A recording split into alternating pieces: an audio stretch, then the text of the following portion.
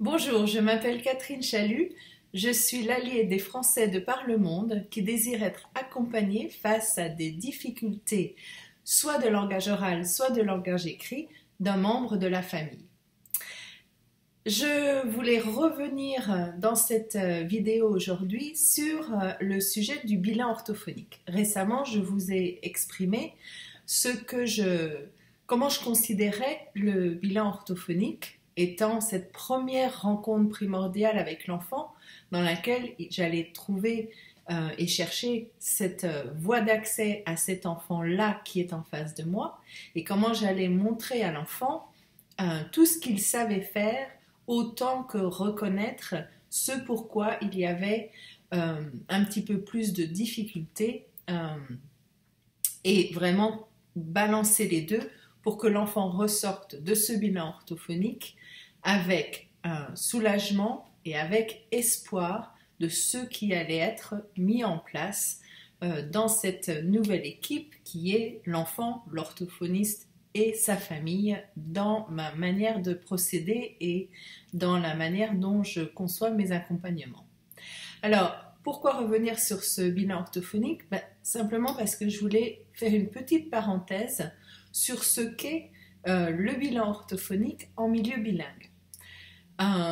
Ma pratique actuelle se déroule aux États-Unis et mes patients sont pour la plupart du temps, si pas francophones, ils vont être bilingues, quelquefois même à dominante anglophone, mais étant scolarisés ou étant dans un environnement francophone. Donc il y a un petit peu ce mélange et ces différents types de bilinguisme qui à eux seuls sont un sujet.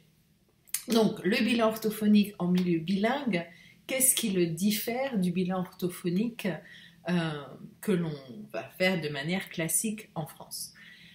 La première chose, c'est que au moment durant l'anamnèse, donc en amont du bilan orthophonique avec l'enfant, je vais avoir un échange avec vous, parents, et nous allons donc faire l'historique médical, familial et langagier de votre enfant. Et c'est au niveau de cet historique langagier que je vais vraiment décortiquer la situation pour arriver à me faire une idée la plus fidèle possible de quel type de bilingue est votre enfant et pour avoir en main les informations nécessaires pour savoir comment dérouler ce bilan orthophonique en fonction de cet enfant-là, bien précisément, où aller chercher, quel test choisir, comment mener ce bilan en fonction de ce que je viens d'apprendre.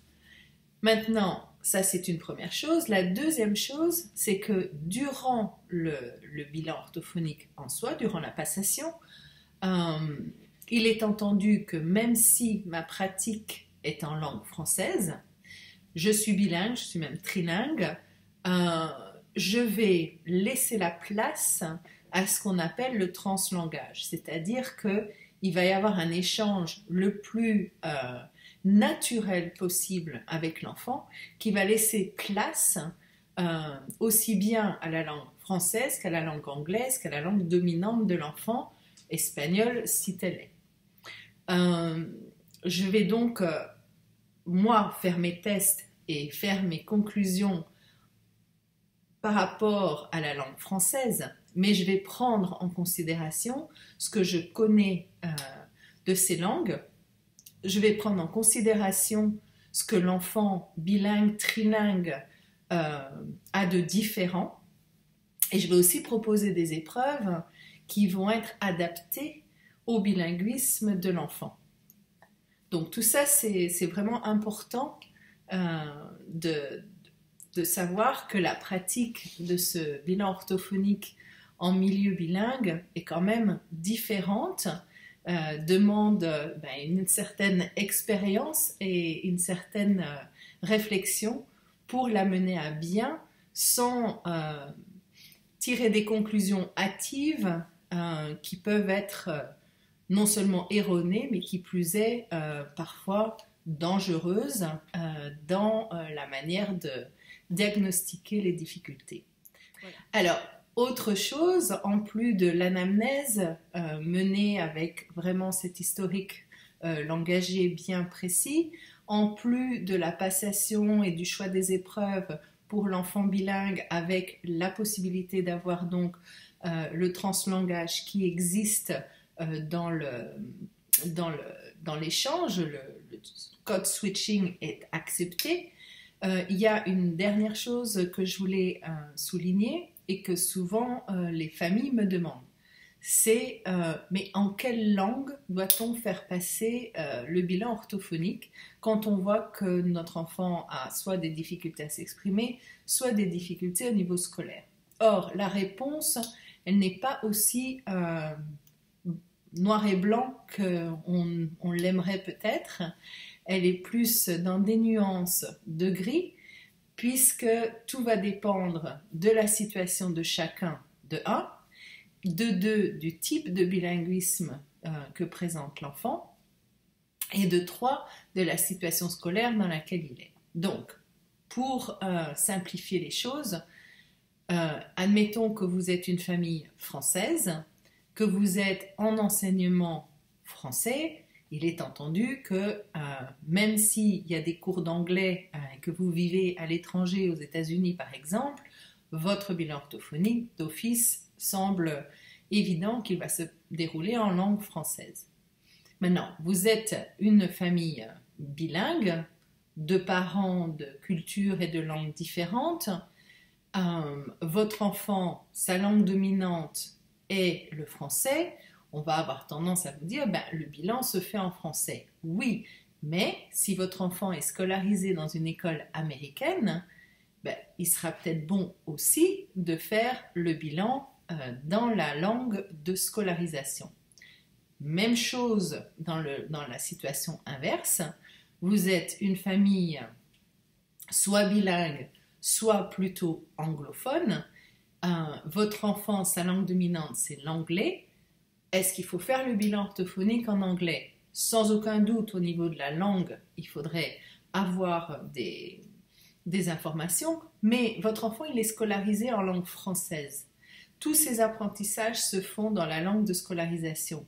Donc, le bilan orthophonique qui, lui, essaye d'évaluer les difficultés en apprentissage de votre enfant, il devrait se faire et se dérouler aussi en langue française.